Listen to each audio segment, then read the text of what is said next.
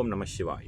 உறவுகள் அனைவருக்கும் அன்பு வணக்கம். எல்லோரும் நலமாக இருக்க நினைக்கின்றேன். எல்லோரும் நலமாக இருக்க வேண்டும் என்று எல்லாம் வல்ல இறைவனை பிரார்த்தித்தவனாக வளமை போன்ற ஒரு குரலை காணொலி வடிவிலே பதிவிட்டு வருகின்றேன். அந்த வகையில் இன்றைய தினம் நாங்கள் காண்க இருக்கின்ற குரல் அதிகாரம் சிற்றினம் சேராமை. அதிலும் 1330 குரலிலே 451வது குரலாக அமையிருக்கின்றது. நல்லொரு குரலாகவும் நல்லொரு உரையாகவும் அமைய பெற்றிருக்கின்றது. பார்ப்போமாக இருந்தால், சிற்றினம் அஞ்சும் பெருமை சிறுமைதான் சுற்றமா சூழ்ந்து விடும். சிற்றினம் அஞ்சும் பெருமை சிறுமைதான் சுற்றமா சூழ்ந்து விடும் என்பதாக அமைந்திருக்கின்றது. இதற்கான 3 உரைகளை நாங்கள் பார்ப்போமாக இருந்தால், முதலாவது உரையை பார்ப்போமாக இருந்தால், பெரியோரின் இயல்பு அதாவது சிற்றினத்தை அஞ்சி ஒதுக்கும், சிறியோரின் இயல்பு அதையே சுற்றமாக எண்ணி தழுவிக்கொள்ளும் என்பதாக அமைந்திருக்கின்றது. பெரியோரின் இயல்பு சிற்றினத்தை அஞ்சி ஒதுக்கும், சிறியோரின் இயல்பு அதையே சுற்றமாக எண்ணி தழுவிக்கொள்ளும் என்பதாக முதலாவது உரை அமைந்திருக்கின்றது.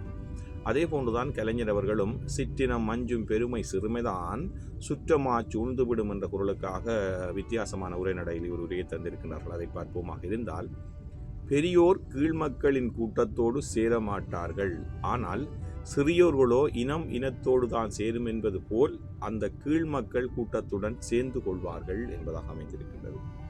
பெரியோர் கீழ்மக்களின் கூட்டத்தோடு சேரமாட்டார்கள், ஆனால் சிறியோர்களோ இனத்தோடு தான் சேரும் என்பது போல் அந்த கீழ்மக்கள் கூட்டத்துடன் சேர்ந்து கொள்வார்கள் என்பதாக அமைந்திருக்கின்றது. அதே போன்றுதான் சாலமன் பாப்பை அவர்களும் சிற்றினம் அஞ்சும் பெருமை சிறுமைதான் சுற்றமா சூழ்ந்துவிடும் என்ற குரலுக்காக சுருக்கமாகவும் சற்று வித்தியாசமாகவும் அழகான ஒரு உரையை தந்திருக்கிறார்கள். அதை பார்ப்போமாக இருந்தால், தீய குணத்தோரோடு அதாவது தீய குணத்தாரோடு சேர பெரியோர் அஞ்சுவார்கள், சிறியோரோ அவர்களை தம் உறவாகவே கருதி விடுவார்கள் என்பதாக அமைந்திருக்கின்றது. உண்மையிலே சிற்றினம் அஞ்சும் பெருமை சிறுமைதான் சுற்றமா சூழ்ந்துவிடும் என்ற குரலுக்கான 3 உரைகளும் ஒன்றைத்தான் சொல்லியிருக்கின்றது. பெரியவர்கள் தீய குணத்தோடு சேர மாட்டார்கள், அவர்களை ஒதுக்கி விடுவார்கள். ஆனால் சிறியவர்கள் அவர்களோடு இனத்தோடு தான் சேரும் என்பது போல் சேர்ந்து கொள்வார்கள். ஆகவே அவர்களும் அந்த வழியிலே சென்று விடுவார்கள். அதைத்தான் இந்த குரல் அழகாக சொல்லியிருக்கின்றது.